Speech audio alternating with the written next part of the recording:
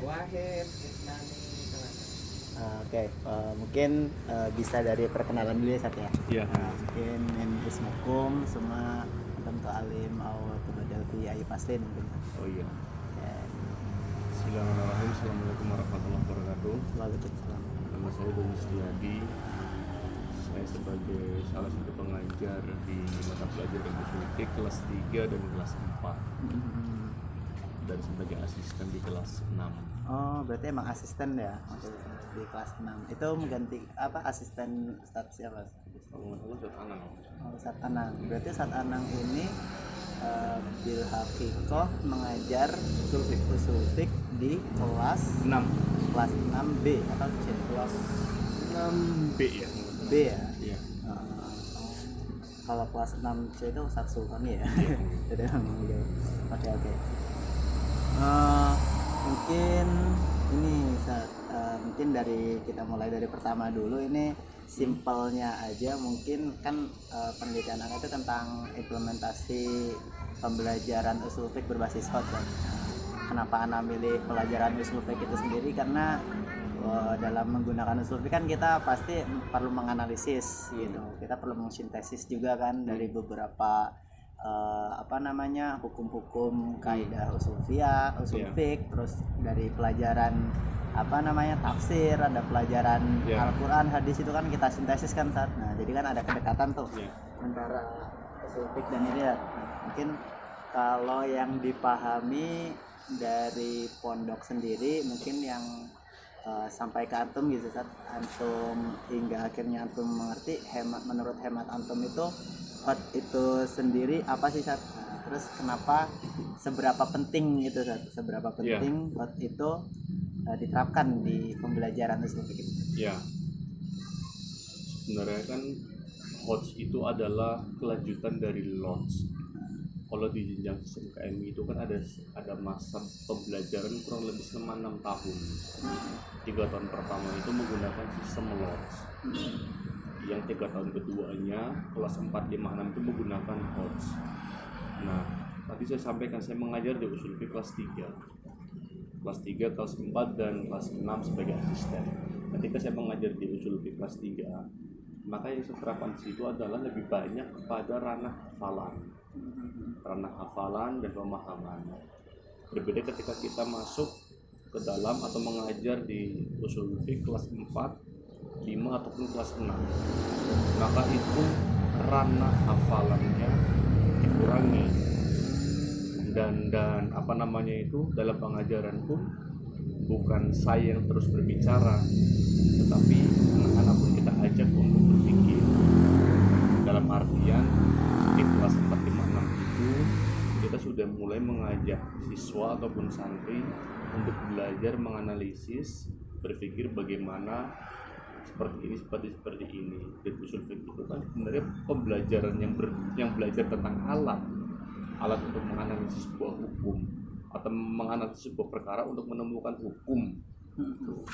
Maka di kelas 4, 5, 6 itu yaitu kita mengajak mereka untuk berpikir, menganalisis, untuk menemukan apa sih sebenarnya hukum ini. Lalu menggunakan alat yang mana? Dan ada banyak sekali. Kalau dalam kaidah usul fikih kan hanya ada 2 ya, muttafaq alaih sama mukhtalaf ya. Kalau muttafaq kan ada yang 4 itu Quran, Sunnah, ijma' qiyas. Yang mukhtalaf kan banyak. Nah, disitulah kita ajak berpikir, menganalisis suatu perkara, lalu menemukan kesimpulan apa hukum dari perkara tersebut.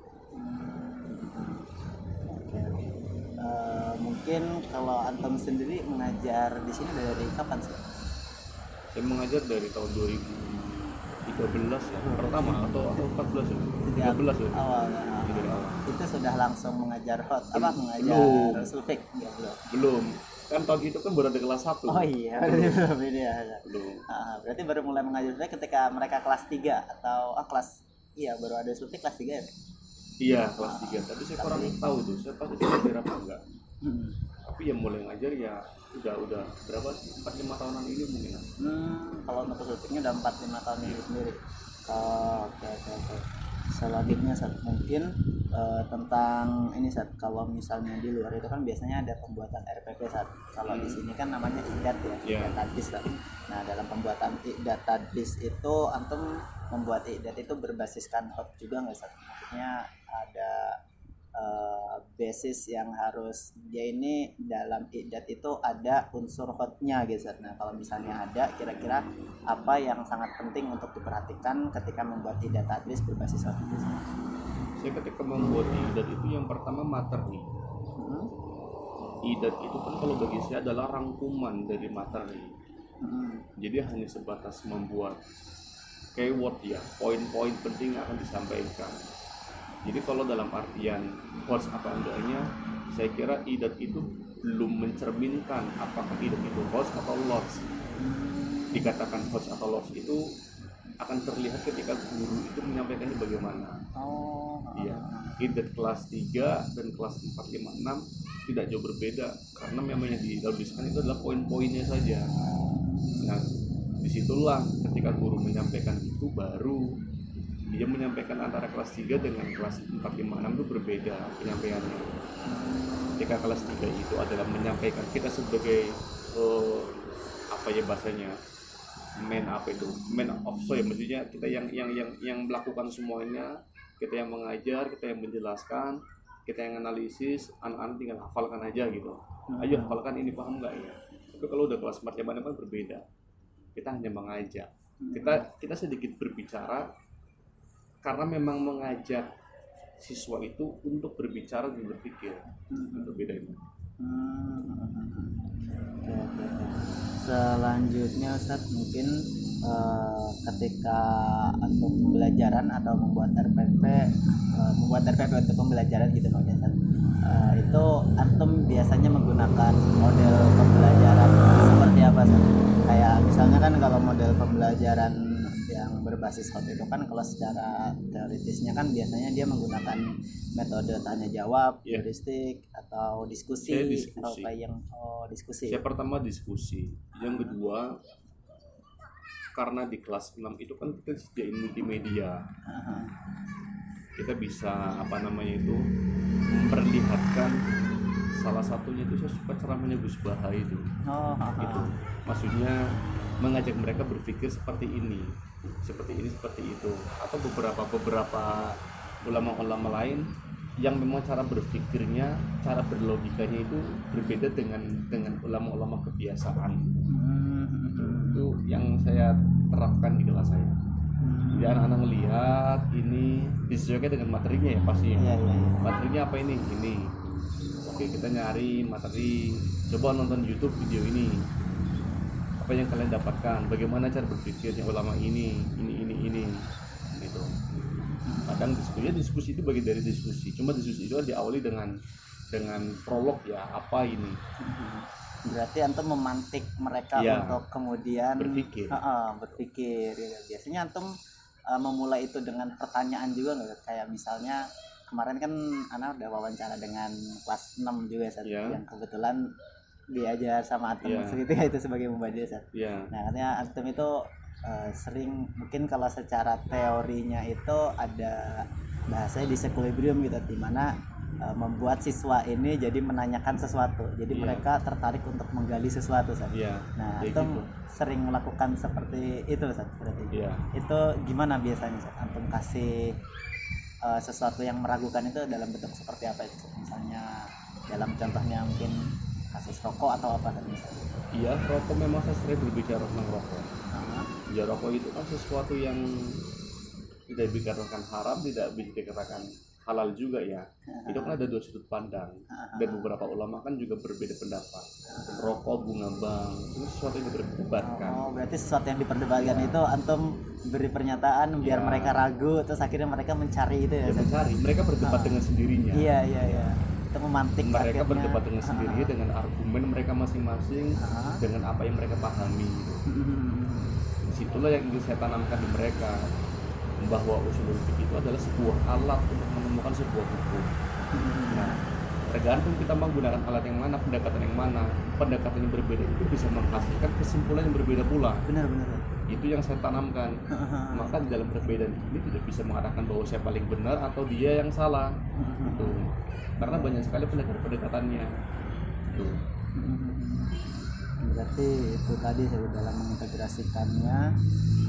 Kalau ini mungkin tentang mengintegrasikannya itu tadi berarti dengan itu ya Sat ya, mengintegrasikan apa namanya pelajaran usul fiqh dengan HOTS itu tadi di sana ya, dengan Ya menciptakan. tujuannya HOTS itu kan sebenarnya supaya anak-anak itu bisa berpikir, berpikir, menganalisis gitu. Benar.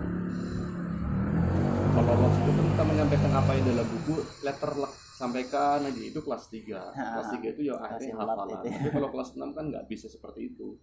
Mereka harus mencoba untuk berpikir dengan apa yang mereka pahami. Meskipun pemahaman mereka tiap anak kan beda-beda. Maka di situ ada perdebatan, perbedaan pendapat. Bagi yang merokok ini adalah sesuatu yang mungkin halal, bagi yang ngerokok ini haram, ya boleh saja, silakan berbicara seperti itu. Yang penting ada landasannya. Ada landasan dan argumennya apa.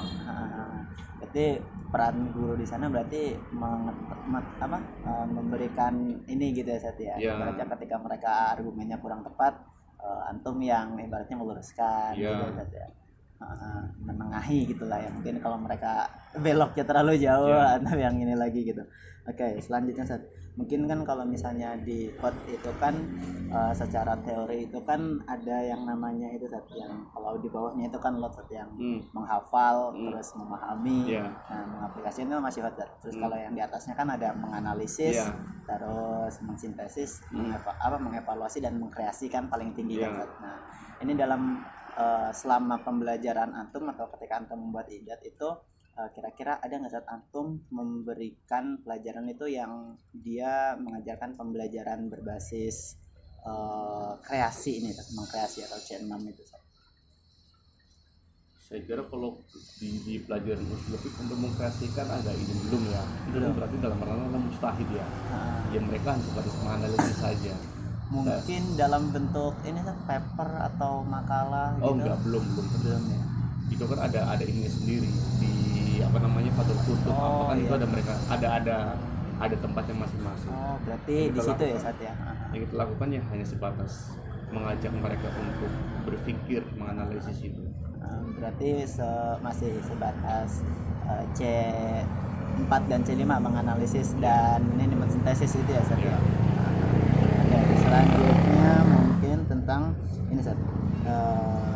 Kalau misalnya mungkin kendala antum ketika membuat RPP itu ada nggak Sat? Mungkin kendala atau tantangan tersendiri ketika untuk mengajar kelas 6 usul fiqh kelas 6 berbasis HOT ini? Enggak ada. Kita simpel aja. Idat itu yang selama ini saya lakukan hanya poin-poin penting. Poin penting yang perlu saya catat dan saya sampaikan. Oke Sat. Mungkin selanjutnya apa antum menerima dukungan manajemen Sat? Mungkin dari kalau di sini berarti manajemen itu KMI ya Sat ya. Apa ada dukungan yang real gitu Sat dari KMI tentang pembelajaran berbasis HOT Sat? Mungkin dari kayak penyuluhan atau pengawasan gitu Sat. Kalau dari KMI itu dukungan ya yang paling real di kelas 6 itu ada kelas multimedia. Itu kan sangat membantu kita. Kita memberikan contoh ulama biar mereka melihat ya lewat hidup itu. Itu yang paling real, membantu lah ya, supaya mereka juga berpikir itu oh ini. Tentu tokoh-tokoh ini kita yang milihin, tidak sembarang tokoh mereka mau enggak. Karena pelajarannya ini yang akan kita sampaikan adalah materinya ini, modulnya ini. Saya kira tokoh ini berbicara ini pernah coba kita lakukan. Kalau ini Sat mungkin kayak penyusunan soal HOT atau kayak pembelajaran berbasis HOT gitu kan biasanya di awal penataran itu, awal masuk kelas itu mesti ada Sat ya. Iya.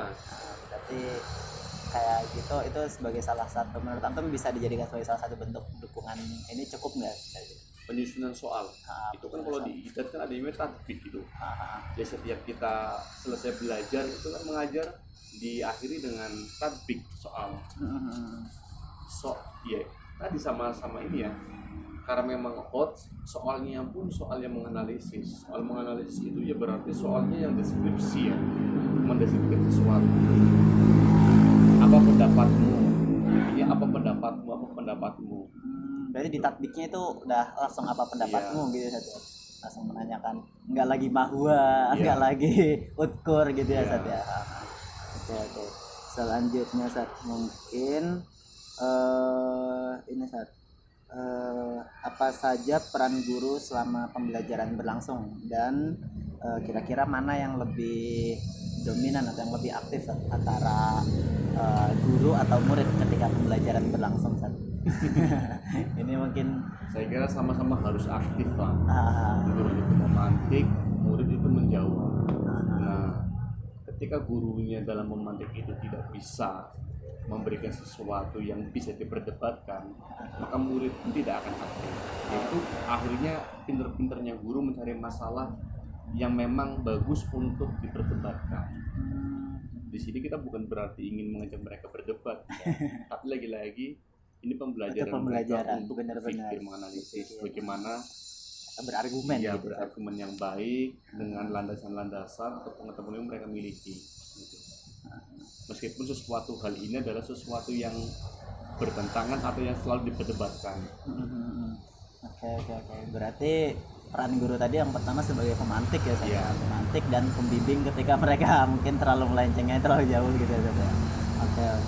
Dan kalau untuk keaktifan berarti ya 50-50 bisa dibilang gitu lah ya Sat, ya. Sama-sama aktif ya. Oke, selanjutnya Sat, mungkin bagaimana antum mengukur kemampuan berpikir tingkat tinggi dalam pembelajaran usul fiqh ini Sat? Jadi kayak bagaimana antum memastikan dari jawaban mereka. Dari jawaban mereka. Berarti dari jawaban mereka itu ketika mereka bisa menjawab yang mereka sudah berdasarkan logika, berdasarkan hukum-hukum yang ini gitu ya Sat, itu udah cukup ini ya Sat ya. Yang pasti jawaban mereka, argumen mereka harus ada dasarnya. Kenapa kamu menjawab seperti ini? Kenapa kamu mengatakan rokok itu halal, rokok itu haram?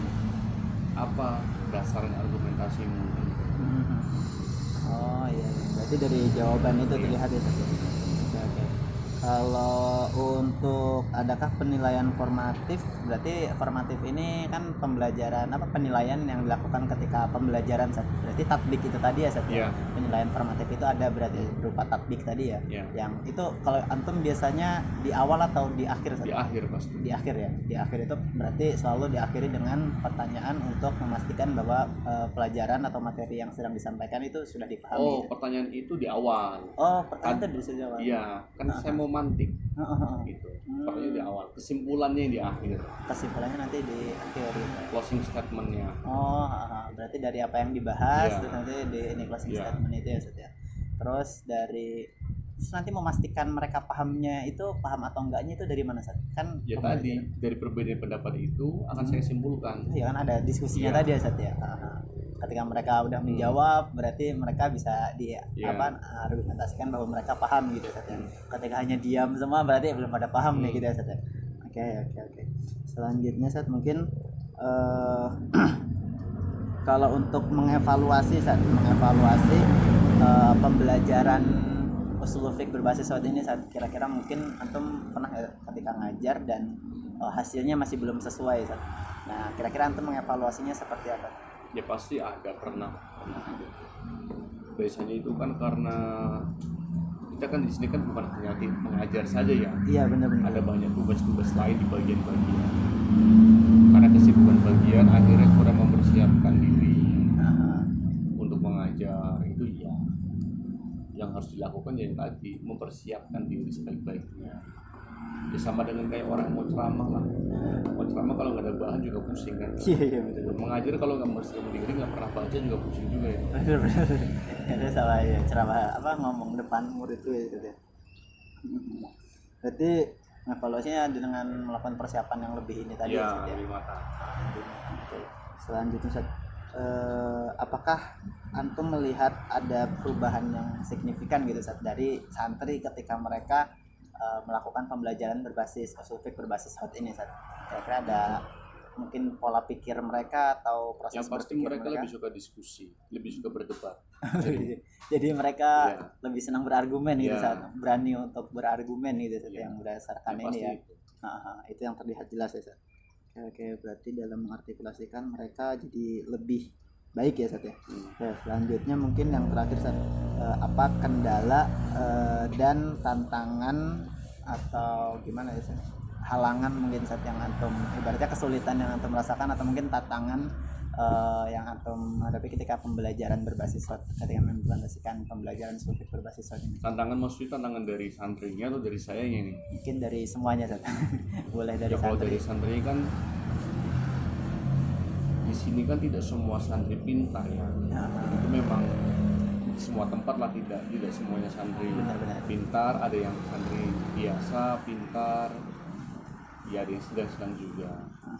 Nah di dalam pembelajaran HOS ini kan karena memang sifatnya sifat untuk mengasah analisis argumentasi, terkadang biasanya yang berbicara Itu ya saja. orang-orang ini aja yang kelihatan, yang lainnya ramai menyimak, itu wajar itu. Nah guru itu harus bisa melihat dan mencermati, paling tidak di beberapa pertemuan 1 atau 2 kali jangan disampaikan, jangan diberikan oh saya terus santri ini terus, maka guru bisa memilih coba santri lain gitu. Meskipun nanti jawabannya kurang ini ya, kurang memuaskan atau kurang berargumen, ya itu paling tidak harus dicoba atau dilakukan. Karena mereka berani juga untuk berargumen aja. Karena di dalam sistem KM itu kan pendidikan itu bukan hanya sebatas pendidikan itu lebih luas dari pengajaran. Kalau pengajaran itu kan tausilul ma'lumat ya, menyampaikan ilmu pengetahuan. Kalau pendidikan lebih dari itu. Dan salah satunya ya tadi pendidikan untuk berani berbicara paling tidak. Meskipun apa yang diomongkan terkadang isinya tidak terlalu sesuai dengan yang kita inginkan, tapi mental atau keberanian dia untuk berbicara itu perlu kita apresiasi dan kita tingkatkan. Kalau dari segi antum sendiri Ustaz, gitu. Kalau tadi kan dari segi muridnya gitu. Dari segi saya itu tadi Itu tadi sama bersama. ya. Karena saya melihat ini ya saya harus mencoba untuk mencari yang ini, silakan. Harus saya tunjuk kamu harus berbicara, kamu harus berbicara. Jadi untuk mengetahui yang masih belum bisa ini ya Ustaz ya, itu kendalanya mungkin di sana ya Ustaz. Oke. Selanjutnya Ustaz mungkin ini Ustaz, apa saja mungkin ini kan tadi kan udah kendala, terus sekarang mungkin terkait harapan antum ke depannya tentang pembelajaran usul fiqh berbasis HOT ini Ustaz, atau implementasi HOT di Tazaka ini Ustaz. Harapan antum ke depannya untuk Tazaka bisa seperti apa dalam mengimplementasikan HOT ini Ustaz? Harapan implementasi sistem HOT ini Mungkin untuk Tazaka bisa lebih dikembangkan atau gimana sih? yang pasti fasilitas multimedia itu penting. Karena zaman saat ini udah zaman teknologi. Kalau hari ini yang diberikan multimedia hanya kelas 6, semoga tahun depan kelas 5 sudah mulai ada. Iya. Kelas 5 juga udah berbasis HOT ya Ustaz? Iya, ya kan kelas itu kan 456. Oh iya, 456 tadi. Itu dari sana Itu penting. Mungkin ada yang lain kan yang mau disampaikan atau yang Itu sih itu aja. Masalah idenya yang perlu di. masalah itu ya. Mungkin itu aja Ustaz yang Iya, siap. ini, terima kasih banyak. Sama-sama. Terima kasih nih banyak insight yang Iya. dapat dari antum. Ya. Nanti ke konsultannya aja dong di Jogja. Iya. Konsultannya juga ngajar. Nanti kalau ini mungkin kalau Ustaz Ferry sana juga sekalian Iya, bareng iya. beliau kan S2 di UNYA. iya